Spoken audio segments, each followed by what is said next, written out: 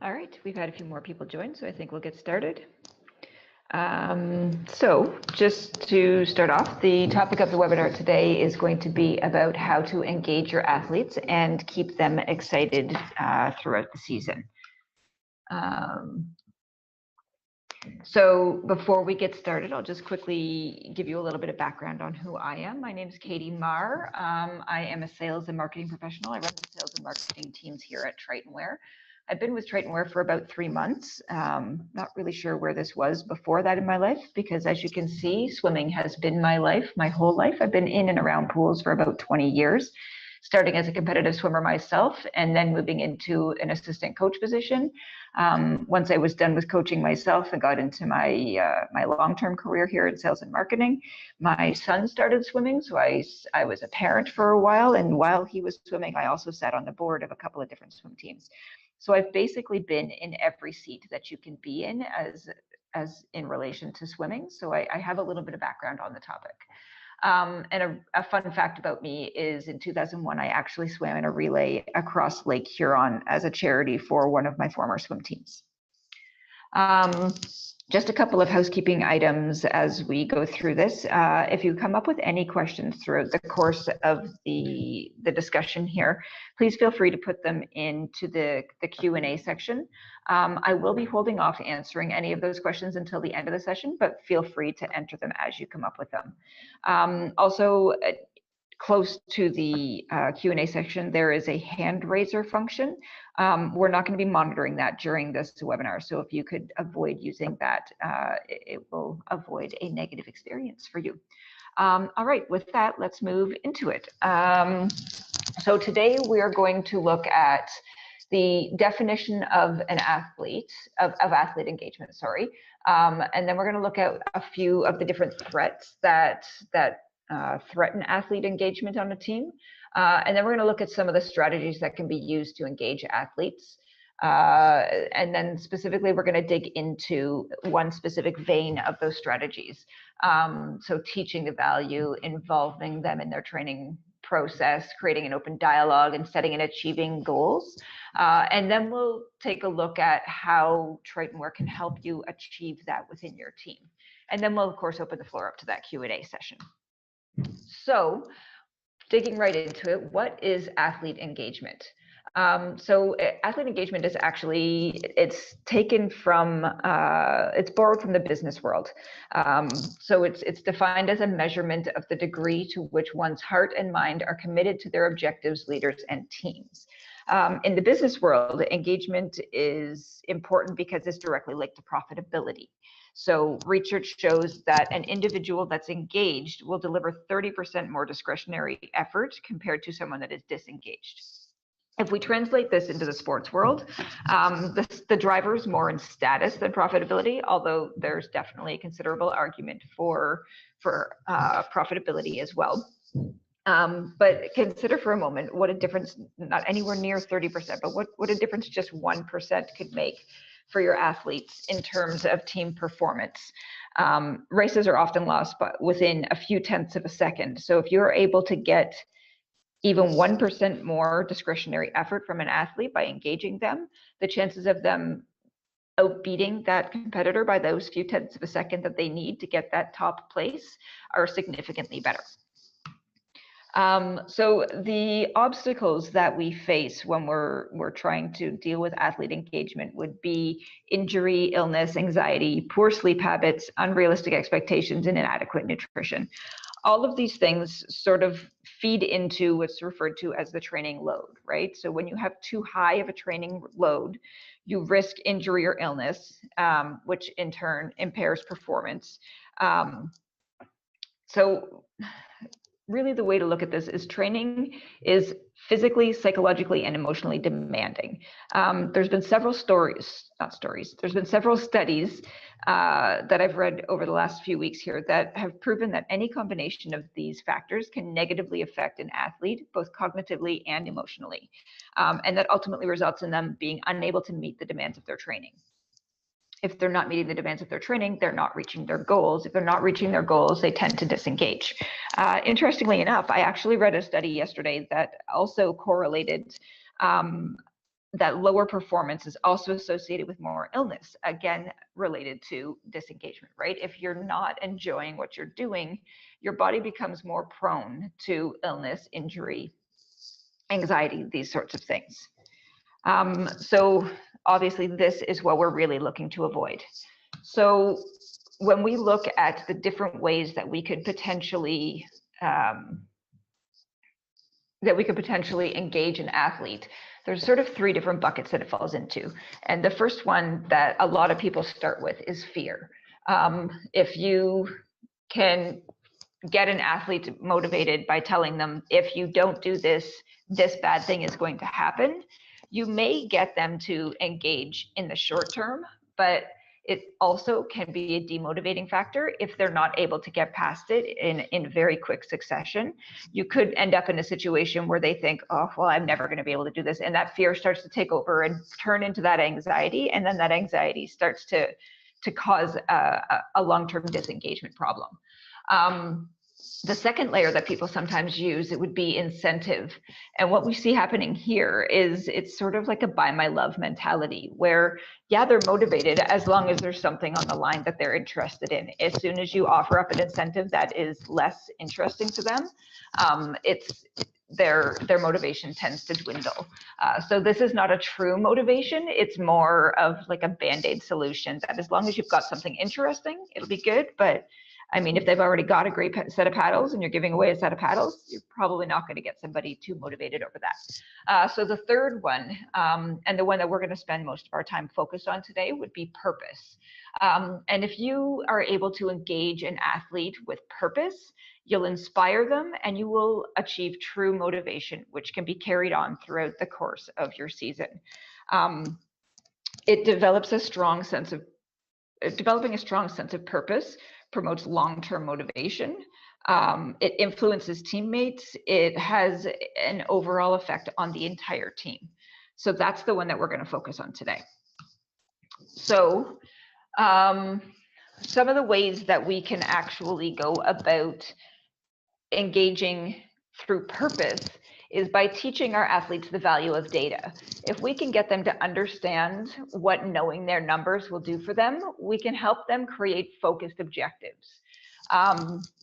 If we can get them to track their own progress in test sets, then they can see what's going right and what's going wrong very quickly through their visual graphs in the solutions that we offer.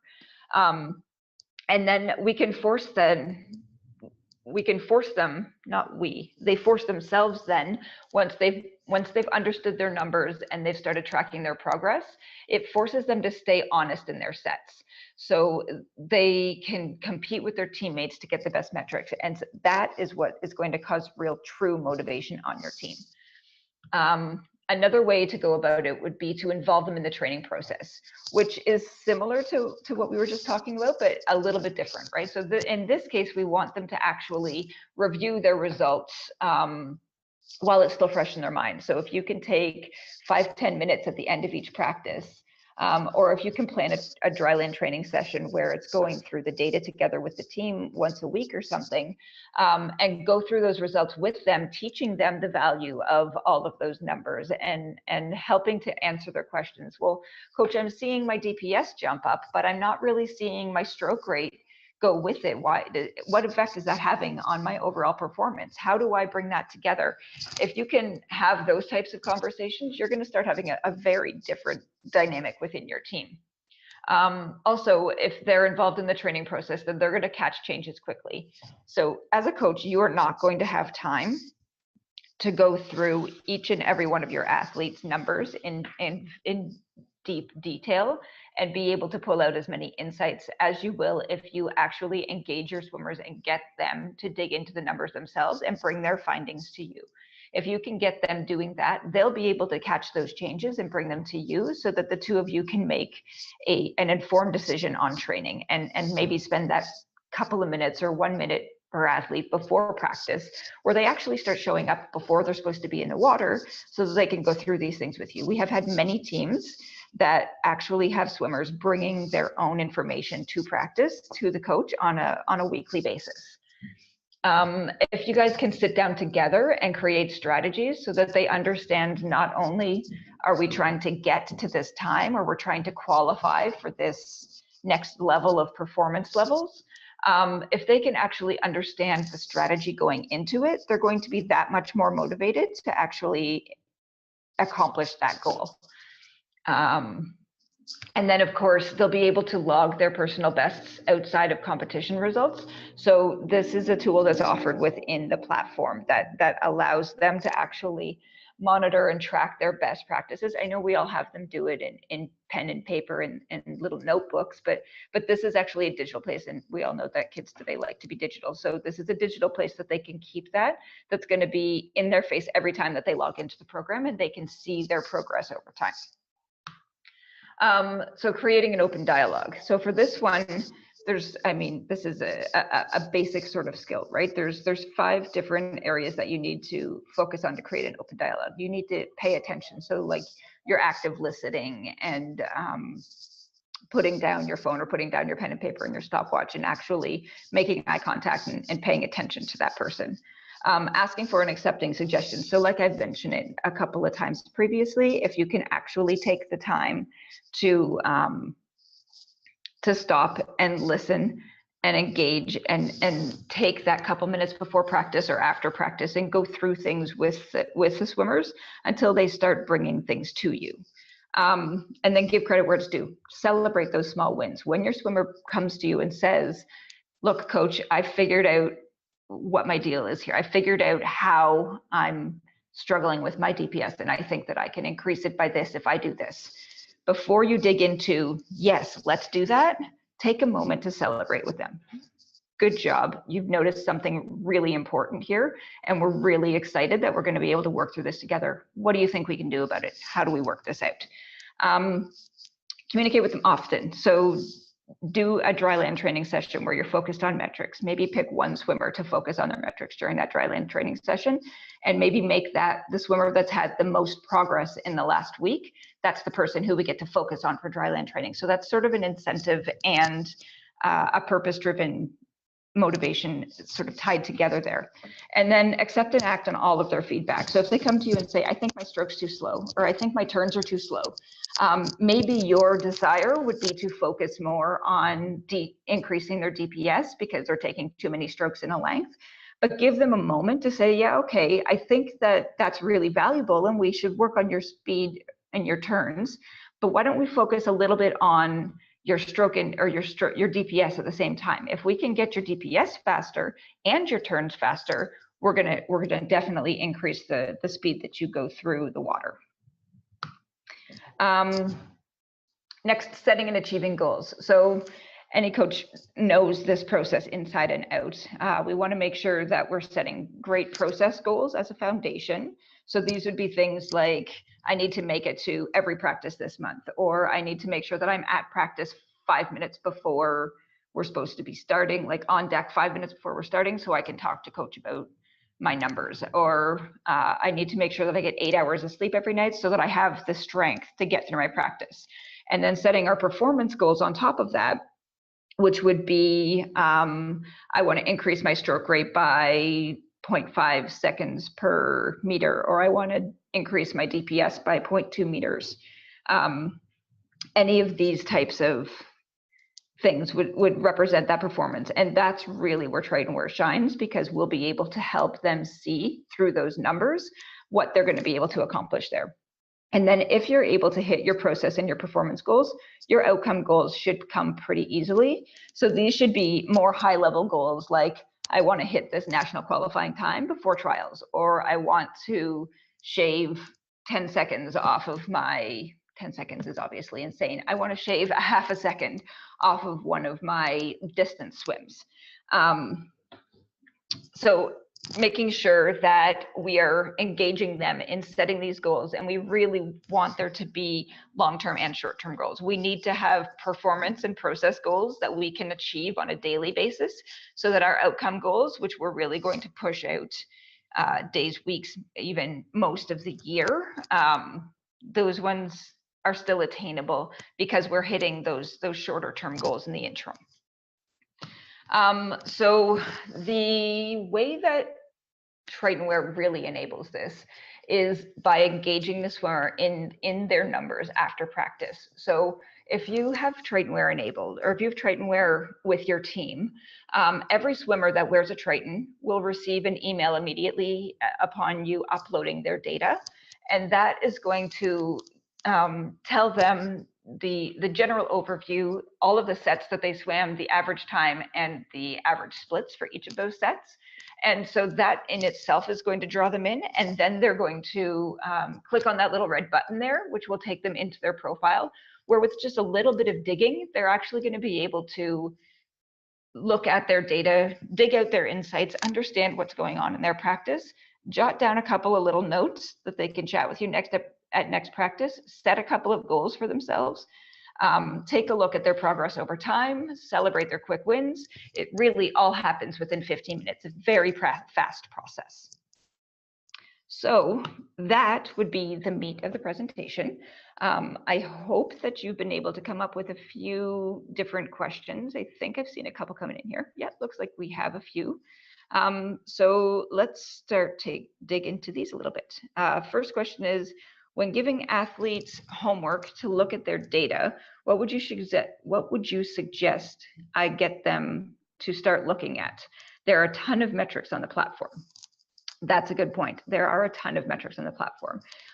Each team is going to be very personal in terms of which data that they're looking at. The first thing to look at would be probably strokes and maybe distance per stroke. If you're able to accomplish those ones first, they're sort of the faster ones to be able to deal with, because you can focus on technique to get your distance per stroke to speed up, and you can focus on, well, your splits and your stroke count are obviously pretty simple as well. The next question here, do you think peer pressure plays into athletes' engagement at all? Absolutely. So this is where your there's a word that goes here.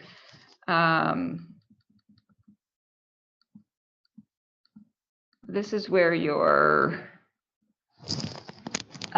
purpose strategy comes into play. So if you get one of your athletes motivated through purpose, you will end up with that sort of becoming infectious and moving throughout your team. Conversely, if you use fear and you end up with one athlete that's incredibly scared of something, you may end up in a situation where that breeds through your team as well. And the last question that I have here, so process and performance goals are short-term goals that build into longer goals, outcome type goals. Outcome type goals are, process and performance goals are short-term goals that build into longer term. Outcome type goals are, outcome type goals are the longer term goals, right? So your process goals are your short-term base layer foundation goals. They are, I need to show up at practice, I need to eat correctly, I need to sleep correctly, I need to prepare my body to be able to practice. Performance goals are your short-term in-practice goals. I need to increase my stroke rate, I need to increase my DPS, I need to focus on my stroke index. These are your performance goals. Your outcome type goals are actually the result of all of your efforts, right? So they are, I need to decrease my time in this particular race. I need to qualify for this, this particular time to get into this meet. These types of goals are your outcome type goals. They're the things that you can't necessarily, don't set an outcome goal as something that's, I want to get gold in this race, because you can't necessarily control, you can't control whether the person in the lane next to you has a sudden burst of energy. You can't control if you're having an off day at that meet. There's a lot of things that you can't control in there. So that would be what your outcome would be. It looks like we've had another question come in here. This seems like a no-brainer to use and or for every single swimmer / team to use. What is the cost per athlete and team? That's a good question. So there are many different options. We have what we call a bronze, silver, and gold package. And each of them comes with a different level of metric depending on the level of the swimmer. So if you have a younger swimmer, you might start with a bronze package because it's only going to offer you a couple of the metrics, so it won't be too overwhelming to them. Then your intermediate swimmers, we have a silver package. It offers 3 or 4 different metrics and more functionality within the insights tool. And then your gold level package offers all 12 plus of our metrics and that full access to the tool. And those come in at $5, $15, and $25 per. Then the units themselves are $15 per month. So those you can use with multiple athletes, right? So if you only ever have, let's say 20 athletes in the water at any given time that you want to use these units with, then you can buy 20 units, and then you could have, say, 100 profiles that go across all of your athletes, and then you don't have to pay for 100 units.